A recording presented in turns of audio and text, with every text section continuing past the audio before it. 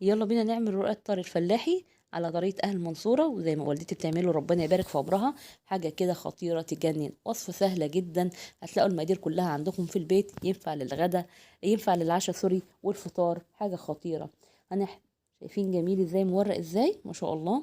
تاكليه جنب حتة جبنة، جنب شوية عسل، جنب كوباية شاي بلبن، حتى من غير الحاجات دي كلها ينفع. حاجة خطيرة. وسويناه على البوتاجاز، سويته على الطاسة اهو، وبينفخ ما شاء الله، بيقب الزبادي او اللبن الرايب بيخليه قبل.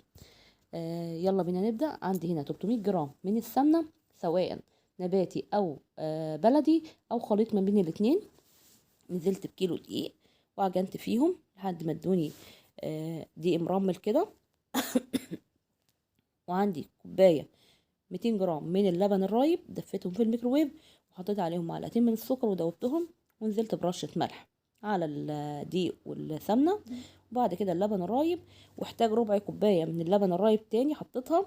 وكان عندي شرش ناتج من لبنة كنت عاملاها، حطيت شوية ووقعوا الرخامة الحمد لله. ابتدي اعجن فيها لحد ما تديني عجينة طرية متجانسة، حاجة كده طرية، ملبن زي ما بيقولوا.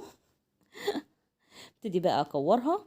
انا سبتها ترتاح 10 دقايق، كورتها على في حجم البرتقانه البلدي، وحطيتها على رخامه عادي. زي ما بقول لكم، وصفه خطيره وعجينه طريه. هنفردها على الرخامه بايدينا، مش محتاجين نشابه، ومش عايزين سمك رفيع ولا سمك تخين، حاجه كده وسط ما بين الاتنين. تمام.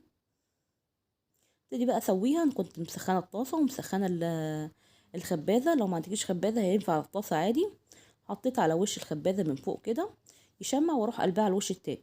انا قلت اجرب في الرف التحتاني، ما ادتنيش النتيجه الايه المطلوبه. ففوق الخبازه احسن، وفوق الطاسه برضو حلو، برضو مش وحش. زي ما بقول لكم ما خدش وقت خالص. تمام. خلصنا الكميه كلها، ادتني كميه حلوه. اشيلها في الفريزر بعد كده بعد ما تبرد، ونطلع منها ونسخنها في الميكروويف. وولادي هيحبوها جدا، جربوها ان شاء الله تعجبكم. ومن فضلكم اذا عجبكم الفيديو ما تنسونيش في اللايك والشير والاشتراك في القناه، واشوفكم في فيديو جديد. باي باي.